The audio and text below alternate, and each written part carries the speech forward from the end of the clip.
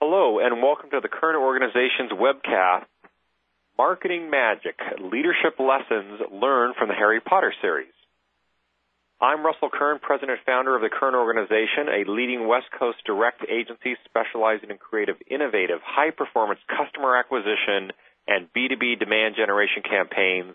We have over 25 years of experience working with marketing leaders such as Avaya, Cisco, Clearwire, Dice, DirecTV, Sprint, SAP, Symantec, and Zurich Insurance. Today's presenter, Alan Cohen, President of Active Balance, has more than 25 years of business experience in the area of public relations, marketing, human resources, leadership training, and development. As executive coach, trainer, and speaker, Alan serves professionals in public relations, marketing, and the media, as well as other industries to help them better navigate their ever-changing business landscape and thus achieve greater success, fulfillment, and balance. Alan served as the Director of Corporate Training and Development for Scholastic, where he established and supervised the company's management training curriculum. At Scholastic, he was also Director of Marketing Publicity and led the team responsible for promoting the acclaimed Harry Potter book series. And we are delighted to have Alan with us today. Alan, welcome. Russell, thank you so much. What an honor to be presenting for you and the Kern Organization. I am so passionate about this topic. As a coach, I love talking about leadership with my marketing and communications colleagues, and I really see it as my role as a leader in this space to share my knowledge and as well as to learn from all of you and to give back to my community. Okay, before you go too far, though, Alan, I've got a couple of little details that I want to cover with our audience. So absolutely. Just a few housekeeping pointers for our attendees today. If you experience any technical difficulties, please let us know by using the Ask a Questions box or troubleshoot by clicking the Help button below. Be sure to disable pop-up blockers, and if your slides are not moving, please switch to Internet Explorer.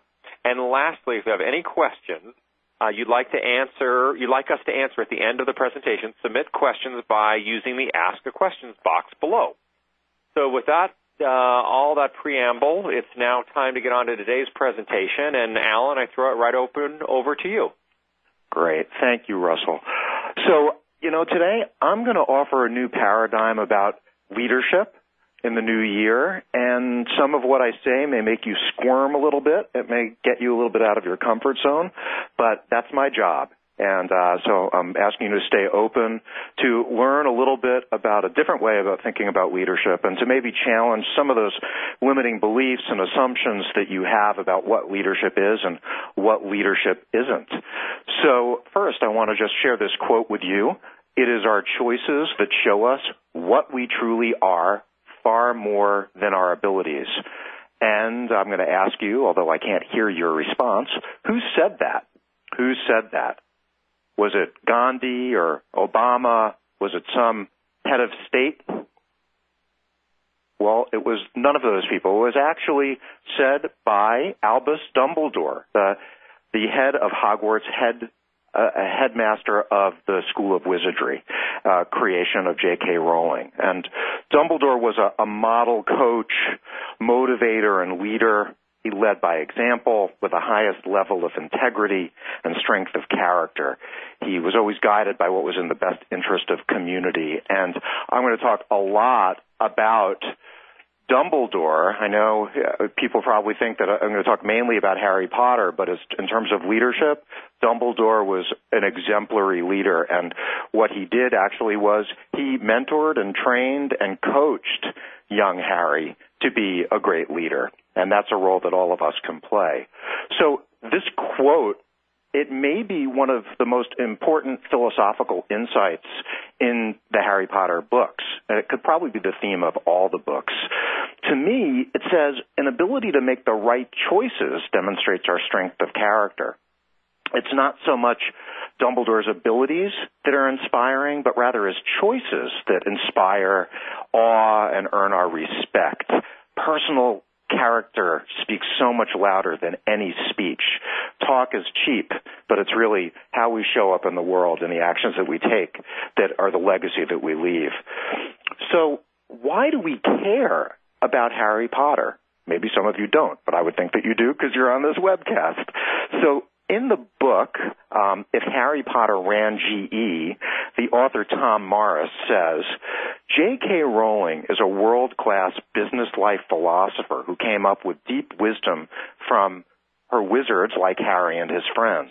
Her characters offer insights about how to live and not live and teaches us about love, courage, ethics, and leadership.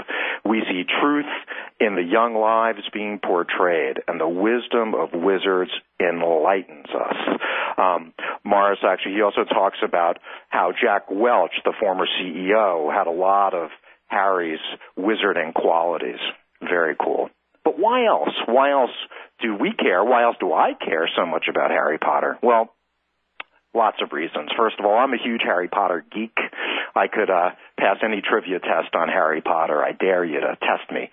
But more, as a former marketing and PR person, I think that Harry Potter is just one of the most amazing brands to study. It's a brand that has sustained over the test of time. 10 years, it's still as powerful as ever. It's across virtually every entertainment platform. And the final movie is coming out in a few months, and I know those of you out there who love Harry Potter are very excited about that happening. But obviously, my interest is much more personal. I worked on the books as both director of publicity and director of marketing when I was at Scholastic. I worked on the launch of the books 10 years ago, and for several years I was on that team that really demonstrated the best in collaborative leadership.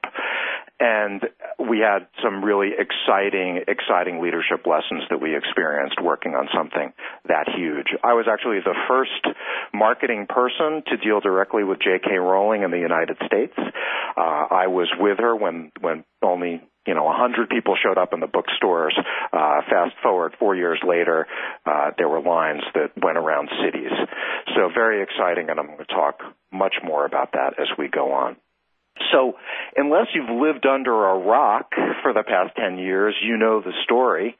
Young boy wizard, born into obscurity, thrust into greatness. He basically faces the challenge of fighting one of the greatest forces of evil, the Lord Voldemort. Those of you who know the books, you're all hissing right now because Voldemort really was the symbol of evil in the world. And some quick leadership lessons from Harry Potter, and I'm going to be kind of sprinkling the presentation with some examples.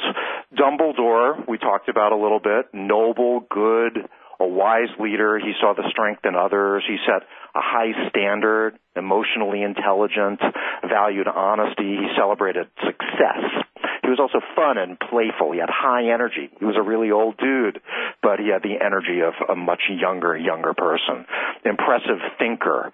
And by force of character and courage, he led the ongoing fight against evil. And he, as I said, groomed Harry to be a leader. But Dumbledore was a great person, first and foremost, and that's what great leaders are. They're great people. They show up the same way in everything that they do. Now, Harry also was an example of some great leadership qualities: intelligent, reasonable, persistent, resourceful, creative, loyal. He used magic as a tool, but his magic came from a much stronger inner core. He was determined to do what was right in the face of fear, and that's so important as leaders that we actually show courage and confidence, even when we're not feeling necessarily so secure and confident. He stood up to challenges. He was humble. He was humble in service to others. He cared about others. He built trust. He was kind. He was compassionate. Both Harry and Dumbledore were the representation of integrity marked by word and action. They stood up to their enemies, and sometimes they stood up to their friends. They didn't always do the easy thing. They often took the hard way, but it was the right way. They were creative problem solvers. They acted courageously. They always served the community. Harry was a star, but at his core, he was just a regular kid, but he knew that he had a job to do. Made lots of personal sacrifices for his community. Great lessons of good and evil in the books, and I just think, like so many examples in popular culture, there are rich lessons to be learned from the Harry Potter books. You can get leadership lessons everywhere, not just from the Harvard Business Review or from Forbes or Fortune. So we always want to be mining for great leadership examples. roles. So my experience with Harry Potter as PR and marketing director, I learned so much. You learn a lot of things by working on huge successes, just as you learn by working on things that are not as successful. We did not know how big that book was going to be, but we believed in it. We had a vision, and that vision was articulated clearly and strongly and passionately by the top of the organization and a trickle down. We all had an opportunity to play to our strengths. We left our ego at the door because we really knew that what we were doing was serving a huge number of young people to get them to read, to get them interested in books, and we achieved that. Ideas came from everywhere, not just from the corner office. It was a true lesson in collaborative leadership. And humility also in that, we didn't write the books. We just created great campaigns around them. We were a team that worked under incredible stress. There were huge secrecy issues with booksellers, and we had to stay close and have each other's back in order to really be successful. And another lesson in leadership there was it required huge focus because, like so many creative people, every shiny thing deserves our attention, but we stayed focused and worked collaboratively as a team, and we were a small group, but we were a mighty group, and really worked in sync with one another. And that's not to say, and I'm painting a very positive picture, but that's not to say that there weren't some tough times, and I'm going to talk about those too in terms of decision-making and bottlenecking and some of the other things that I know many of you have experienced. So next, let's talk about what is leadership. Okay, so leadership, it's the ability to inspire, encourage others to take positive and sustainable action. It's what we do at these points of interaction, how we allow our untested perceptions, limitations, our past experiences to determine how we respond. Or do we take a moment and consider all possibilities? Who is a leader? Okay, so now I posted this question on Facebook the other day, and I got about 100 answers. They were all different answers, but the one thing that was common among all of them was that everybody said that it was somebody who was a head of state. It was always the person in the corner office. It was always the person who had the greatest position within an organization or within a community. Well, I'm here to say everyone's a leader. Whether consciously or by default, we all are leaders. It's not so much about position as it is about influence power. We're talking here about good or great leadership because there are also bad leaders, and they also lead from a default tendency. We're talking about conscious leadership. We're talking about being the best that you can be. So when I talk about influence power, I'm also talking about it in terms of it being a relational, interpersonal role. I look at the Harry Potter books as an example. There were people in formal roles, people in the Ministry of Magic. There weren't much in the way of leaders. They maybe had the title, but they didn't really assume the role. Harry was a student. He wasn't a formal student leader, but he rose to take on that challenge. The days of top-down leadership are gone. So that's what I want you to be thinking about how you're going to lead, not whether or not you are a leader.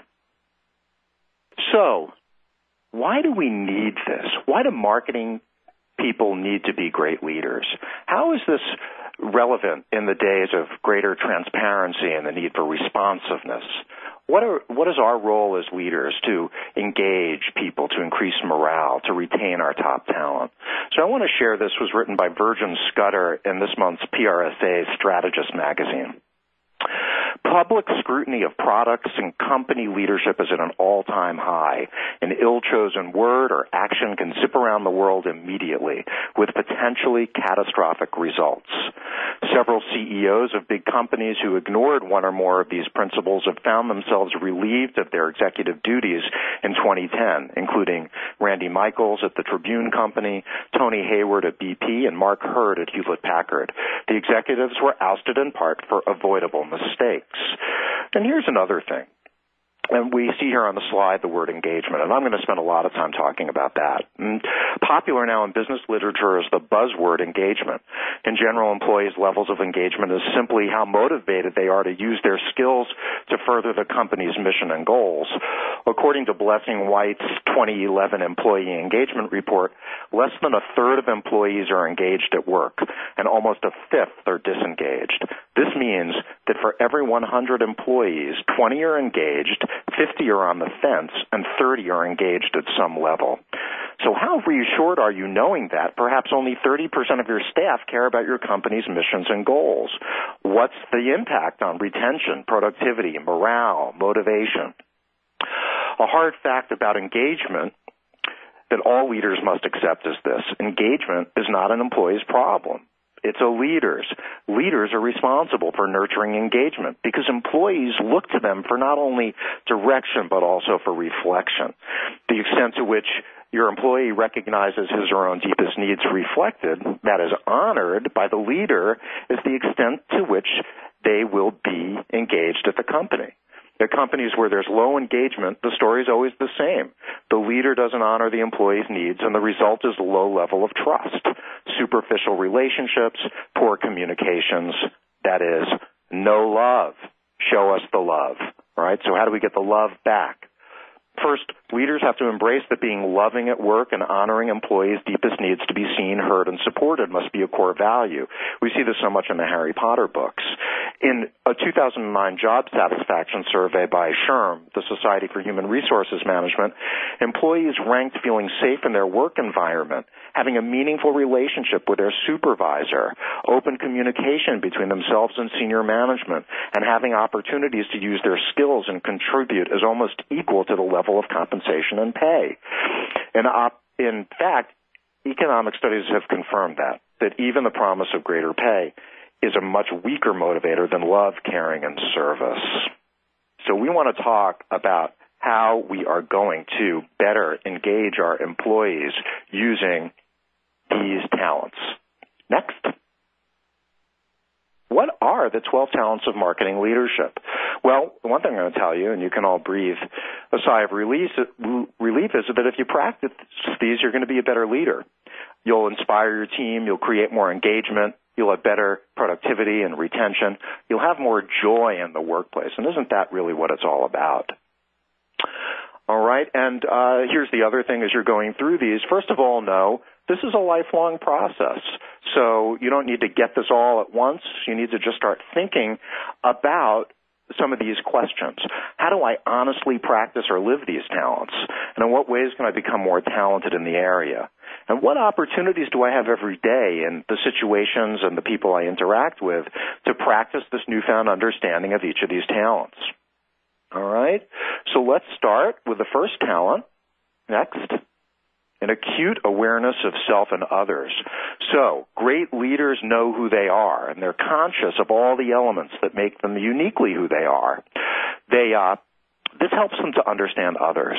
You know, they know their own idiosyncrasies, those weird little things that we do, our weird little own world, and therefore they're able to embrace the weird little world of others.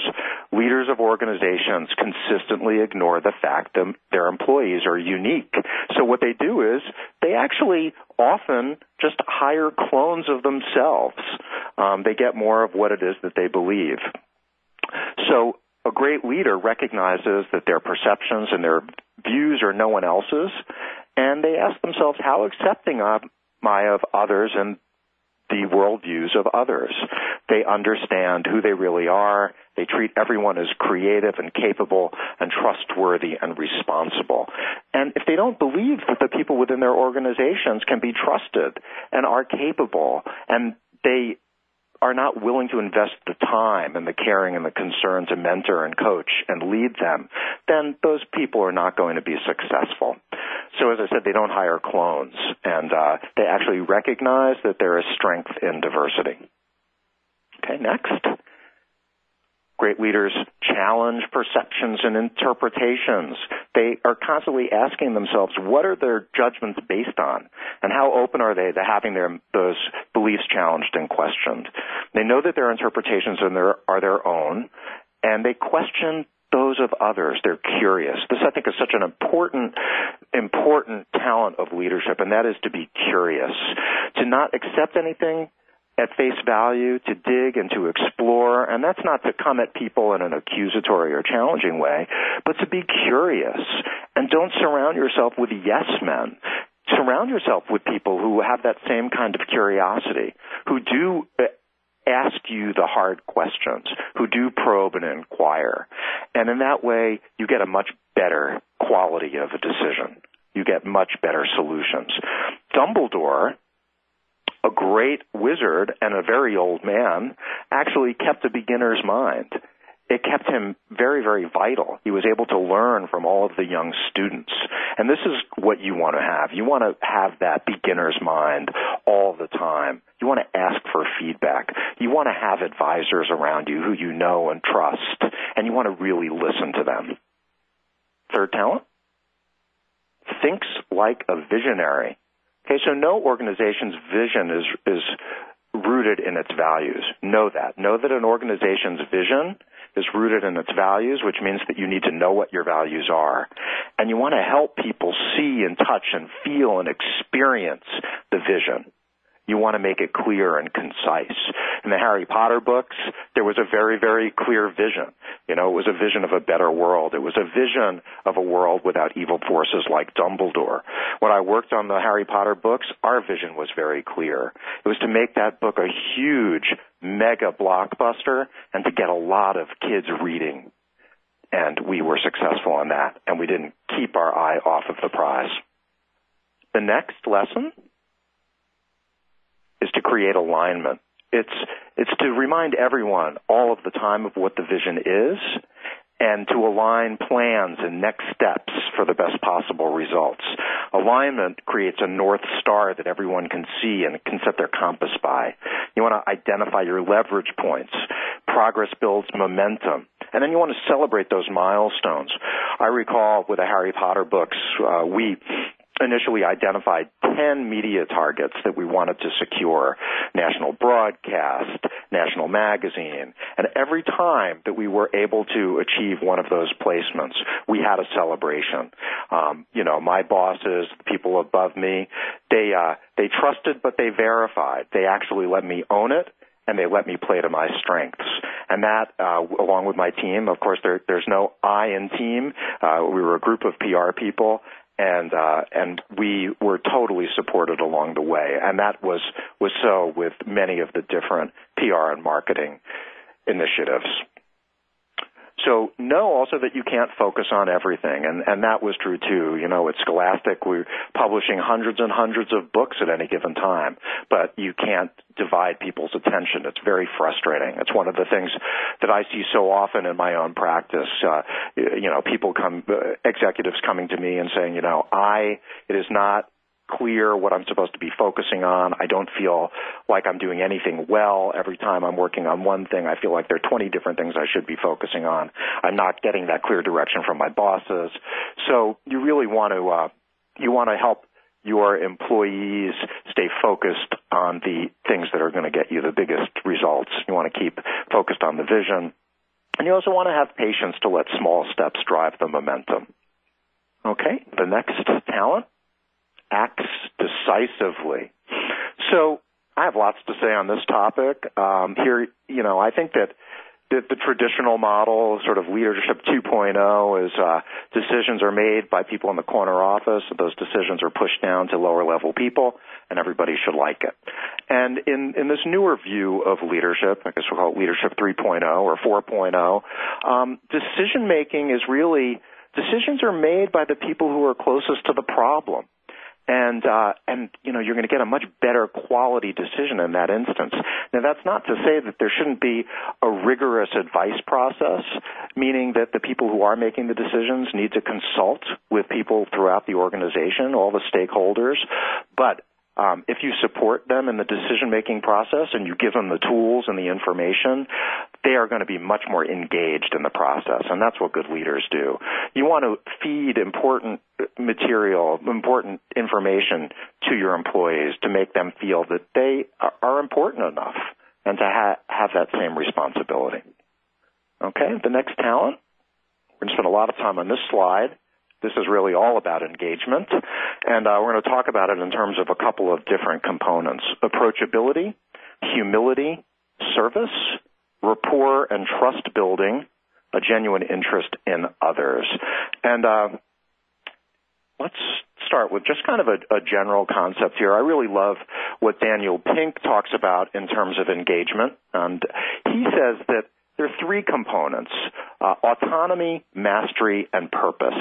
And I think that's so true. I think that people really want to direct their own lives, and that really is a great way to have people feel more engaged, to let them have some self-management. That's really where you're going to see some amazing results. Mastery, to give people an opportunity to really refine their skills, to get better at stuff. That's why people practice music over the weekends. You know, they're striving to be better.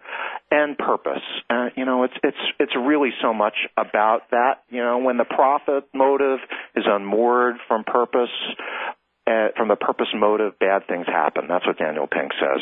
People don't do great things, and it's just not fun. So organizations that are flourishing are animated by this purpose motive. And you want to think about some of these organizations with really clear, compelling purpose, like Skype. You know, their goal, their purpose is to be disruptive in the cause of making the world a better place.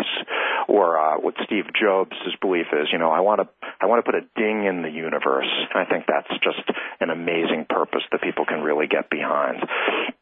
But some of the other points here, as I mentioned, approachability. How approachable are you? You know, are you intimidating to people? People don't want to come to you with their problems. They don't want to share valuable information to you. Are you managing by walking around? Are you letting people show that you care? Are you humble? Do you share your successes and failures? Do you share the credit? You didn't do it alone. You didn't get there alone. Define yourself by service to others. And in terms of that humility thing, you don't have to be perfect.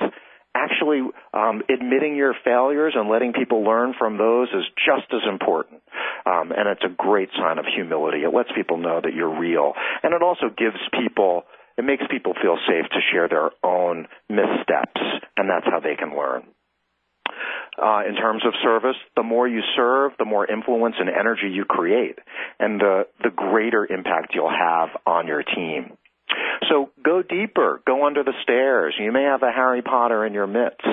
Learn about people's interests, their desires, goals, perceptions, frustrations.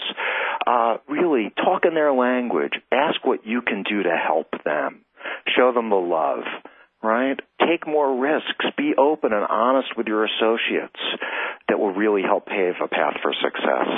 And that really connects so much to rapport and trust building. Being open with your honest and emotional responses. Don't hold back. Choose what's right over what's convenient by really sharing with people the hard news. Don't patronize people by not giving them the information that they need. Truth isn't in limited quantity. Share the truth. It multiplies the truth. And those are really some of the key talents that I wanted to talk about in terms of that slide. Talent number 7, possesses powerful energy. Well, we talked before about Dumbledore being a very, very old man, but having the energy of a young person. Dumbledore is able to stay young because of that curious mind, by operating from a what's right thinking approach. He wasn't a naysayer. He was always expanding his knowledge. He had that powerful energy, that powerful positive energy. We like to call that anabolic energy. It's a kind of energy that helps grow and nurture, that inspires creativity. And he demonstrated that in his thoughts and in his feelings and his words. There's another kind of energy, which maybe some of you are a little more familiar with, and it's catabolic energy. It's toxic. People cower in the presence of people who have a lot of catabolic energy. That's Voldemort. He influences by intimidation. He burns people out. It doesn't engender loyalty. It actually can get results in the short term, but it doesn't sustain.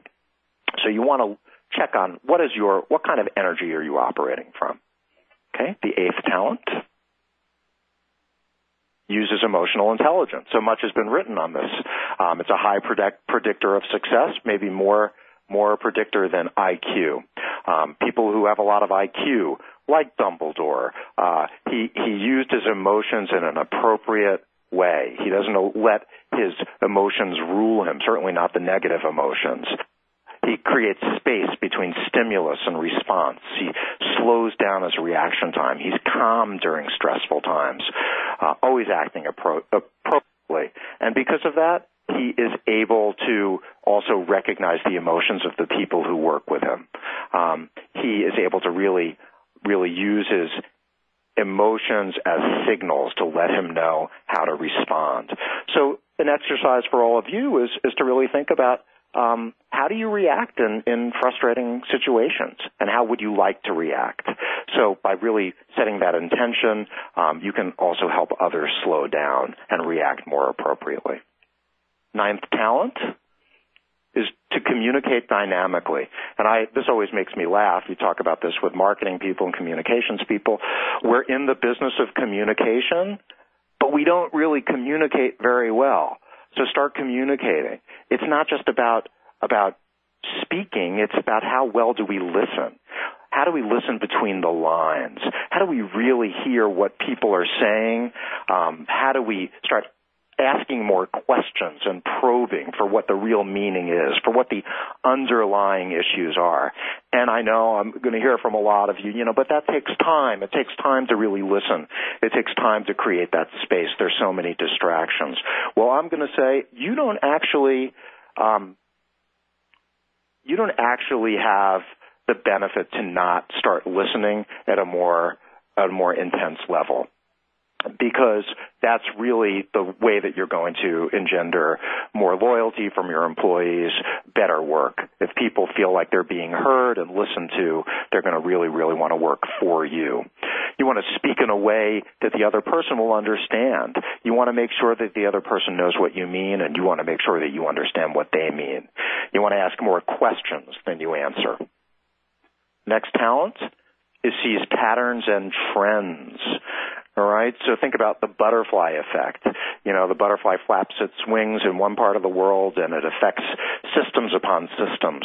Every decision, every action you take affects everything, and you want to take all factors into consideration. Okay, that's not to say paralysis by analysis, but that is to be mindful of the fact that your actions do have reactions. There's a past, a present, and a future of every decision. And you can also approach your decision-making by tapping into your intuitive nature, your emotional side, as well as your analytical side. That's going to give you a better quality decision. The next talent creates high-energy teams. I like this quote by Jack Welch, former CEO of GE. Any organization or unit or team that brings more people and their minds into the conversation has an immediate advantage. And, that's well documented, and it's also evidenced in the Harry Potter books. There were amazing things that Harry, Ron, and Hermione could do as a team that none of them could actually accomplish on their own. You want to surround yourself with the right team for success. You don't want to be intimidated by their talent.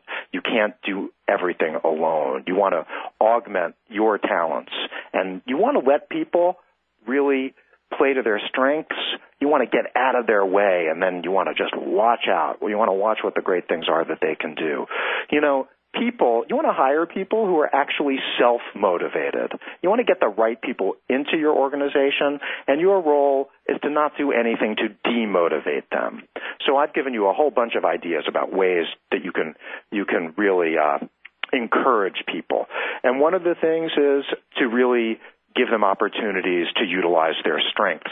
There's a great book, great assessment tool, StrengthsFinder 2.0 by Tom Rath, which lets people identify what their core strengths are, and it gives them developmental tools and exercises to really bolster those skills.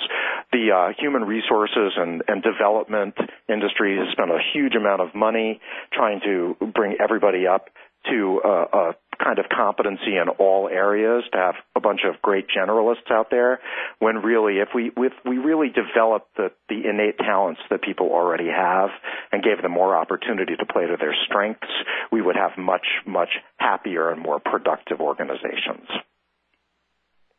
Displays integrity through consistency and authenticity. Integrity, I'll say a bit about it. Leaders are guided by a sense of what is in the best interest of their organization, their associates, as well as what is best for maximizing positive impact on the world. It's not solely profit-driven. Harry and Dumbledore, great examples. They were who they were. They showed up. And they had the integrated self. They weren't one person with one group and a different person with other people. We don't tell our stakeholders that they're the most important people in the world and then tell our employees, no, you're the most important people in the world. You have integrity and you're consistent and you are authentic. And to be authentic also means that you know who you are. And that's what you give to the world. True leaders emerge when times are tough. Tell the truth. Be open, transparent, share your feelings and thoughts. These are the things that are really going to generate trust and confidence, and that is going to be the way that you're going to have the greatest impact every day on those around you.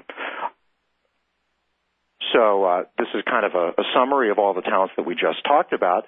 But really, as a result of these talents, people are going to feel engaged, valued. They're going to be driven to be a part of your winning team. And that's the kind of impact we want to have every day. Okay. So leadership is magic, right? It's a living and breathing part of us. So often we're in the presence of magic. It can be sort of elusive, awe-inspiring. We don't always know what happens. But here's the thing. So we all have that magic inside of us. We all have, even without magic wands and spells, we all have the ability to create magic within our organizations.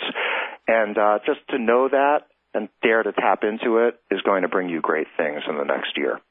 So thank you for letting me share. Alan, thank you very much. What a great presentation. I'll tell you, I'm a student of leadership. And as you were, going through those slides and reminding me of those points, like how easy it is to lose sight of them and how important it is to try to keep them in front of you to become a good leader. And you realize how hard it is to be a good leader. I know you covered a tremendous amount of content and that you've got some follow-up materials that sort of flush out the slides. If anybody would like to send an email to Alan or send an email to myself, we'll make sure you get the follow-up details of it all. Of course, if you want to connect with the Kerner organization through our guides or our blogs or join in the conversation, just go to thekernerorg.com and join us. Again, this is a passionate topic I have about leadership, and Alan, one of our most unique events that we've ever done outside the marketing realm on just marketing leadership. So I can't thank you enough. And I'm already getting questions in from our attendees. So bring them on. The first question I have is, who are some great examples of modern-day leaders that embrace these characters you talked about of Harry and Dumbledore? Absolutely. Well, I'll talk about people who are well known. I won't talk about, my great Aunt Tilly, who is a wonderful leader in her own right. And politics aside, I would say, Barack Obama, amazing leader, an ability to galvanize and inspire people with a vision, really transform our consciousness and the world. Nothing seems hurried, good decisions made at the right time. Okay, that's my political discussion. I would say, somebody like Robert Hass, the CEO of Levi Strauss, rather than confront or avoid conflict, he learned how to transform conflict into usable energy, work to unite. Amazing. Somebody like Jeffrey Schwartz of Timberland Shoes demonstrates the power of living values. He actually pays employees to volunteer in the community, which I think is kind of interesting. Maya Angelou, being willing to consistently stand up and lead, really amazing. And some other people, let's see, I think George Lucas. Did you mention Oprah? Did you? She's on every list. How she overcame personal issues, went on to help others in so many ways. I think that's a great talent of leadership. It's really, what's the opportunity? I think you see that in the Harry Potter books too. It's like, people are always striving to learn from the situation rather than cower, rather than seeing things as challenges or problems. It's really like, what's the opportunity? How are we going to learn and grow from this? So one of the topics, Alan, and I've seen one of the questions, I guess my own personal question is, we face the issue of how do we lead Generation Y employees versus baby boomers? I think that's a great question, Russell. Is leadership universal regardless of the demographic group that we're talking to? I believe absolutely.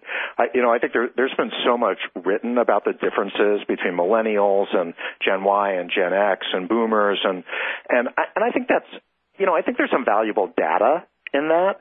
But I think, as cliche as it may seem, everyone is an individual. And within those groups, there are many, many different types and personalities. And I think as leaders, we kind of be mindful of some of those generational differences, but that doesn't replace taking the time to really get to know the people who work within your organizations. And it is time. It takes time.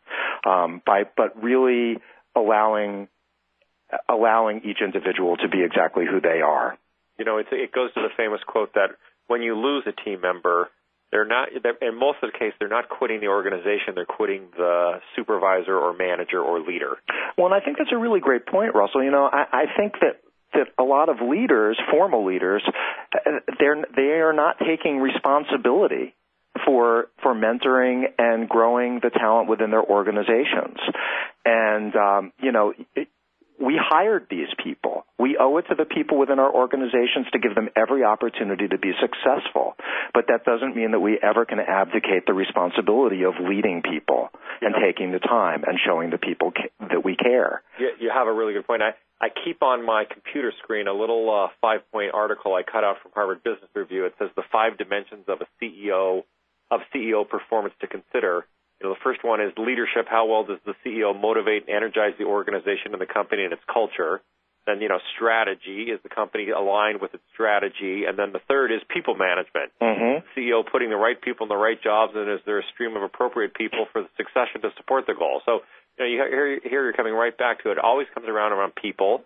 We get higher and higher up in our chain, and then we forget that it's about getting back out into the field to touch the people and work with the people. I think we see great generals go into and see their troops out in the field because they know the importance of touching each individual soldier. I love that program on The Boss, mm-hmm. where CEOs, they in disguise go and work on the front line. They get to see what the workers are really doing and thinking. They find, they often are not capable of performing the tasks that their people are doing every day, but they learn so much. They learn so much about the values of the employees and how the values of the organization are being communicated. And I think that we all need to spend a little more time on the Quidditch field, a little more time in the game, rolling up our sleeves to see really what makes our people tick. Because we may have a Harry Potter in our midst. And we don't know it. Yeah. Let's close with one more question. You painted a pretty positive picture of working on the marketing for Harry Potter. You talked about difficulties, but can you give us a little insight about what were those difficulties and how did you overcome them from a leadership perspective? I think that one of the things that would constantly rear its head is just that because the thing did get so big and because the stakes became so high that it was often difficult to move on a decision. Because like what I was talking about before, every decision has so many implications that often no decision was made, and that would create some bottleneck and frustration among the troops. So, and I think that happens sometimes when things get big, things get more complicated. In the earlier stages, things were a lot easier. It was actually a lot easier to get decisions made and to move things forward as, the big sort of movie companies got involved and the licensing organizations got involved and all, people felt maybe a little bit less autonomous. maybe felt like they had a little bit less say in how things would go. But I think there, some of the better leaders within the organization were able to carve out that space where people did feel like they had some say and some control. And, so you felt like you did make a difference, even if it was within a smaller sphere. The best leaders would always tie it back to why we were doing it, what the vision was. And again, back to the literacy thing. That made it just, we made a lot of money from those books, but we also got a lot of kids to read. That's powerful stuff. It keeps coming back to, vision, a purpose, a solid purpose that motivates the human spirit and soul to move forward, that beyond money ultimately helps organizations succeed. So, Alan, I thank you for this great topic. I encourage anybody who would like the details of Alan's presentation and the commentary that goes with the slides to send Alan an email or send myself an email, and we'll forward that on. And I can't thank you again for participating on another Current Organization webcast on one of my favorite topics about leadership and marketing. So, Alan, thank you, and thank you to everyone for listening today. Thank you. You're welcome. Bye-bye.